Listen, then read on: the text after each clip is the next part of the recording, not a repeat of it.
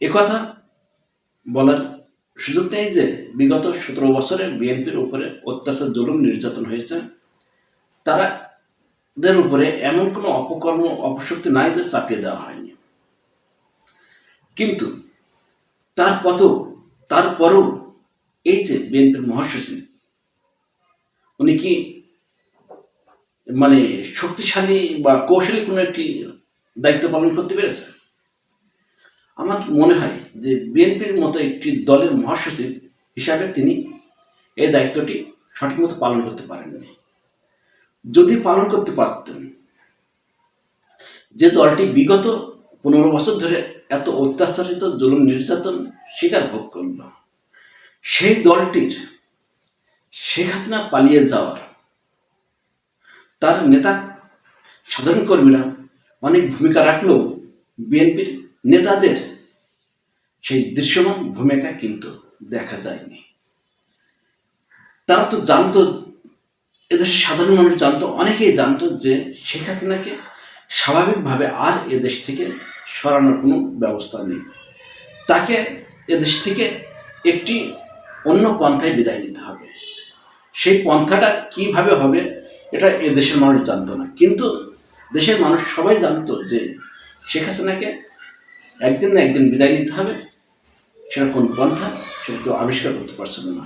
কিন্তু আমরা দেখলাম 2024 এসে ছাত্র জনতা মিলে শেখ হাসিনাকে এই দেশ থেকে বিদায়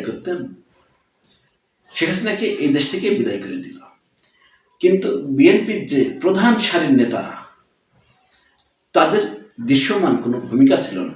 যা বিএনপির সাধারণ নেতাকর্মীদের ভূমিকা থাকলেও তাদের বড় বড় নেতাদের কোনো ভূমিকা, এই শেখ হাসিনার তাড়িয়ে দেওয়ার ভিতরে তাদের ভূমিকা ছিল না।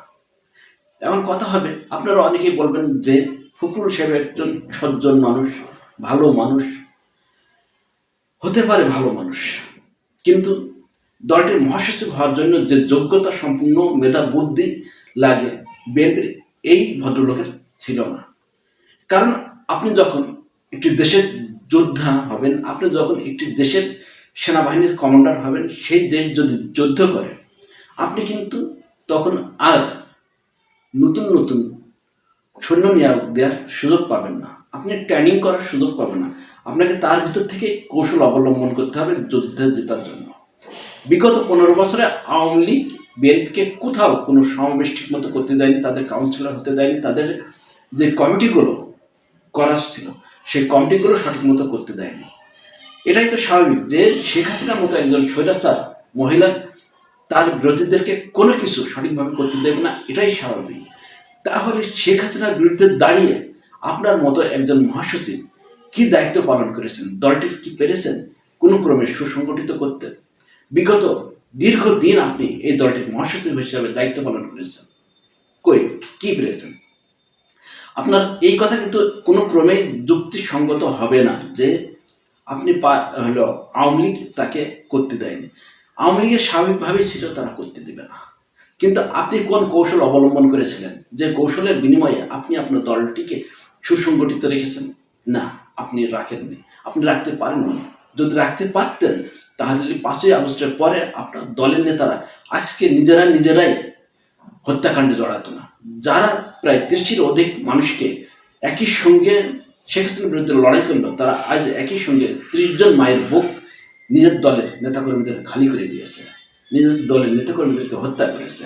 নিজের দলের নেতাকর্মীদের বিরুদ্ধে যেসব অভিযোগ আওয়ামী লীগের আমলে ছিল, ছাত্রলীগ, যুবলীগের নামে, আজকে তাদের নামে ঠিক একই অভিযোগ শুরু হয়েছে। অথচ আপনি এই দলটির মহাসচিব পদে দিব্যি আছেন, আর এদেশের মানুষ সবাই বলছে যে আপনি একজন সজ্জন মানুষ, ভালো মানুষ, আর এই দলটির মহাসচিব হিসেবে দায়িত্ব পালন করে যাচ্ছেন।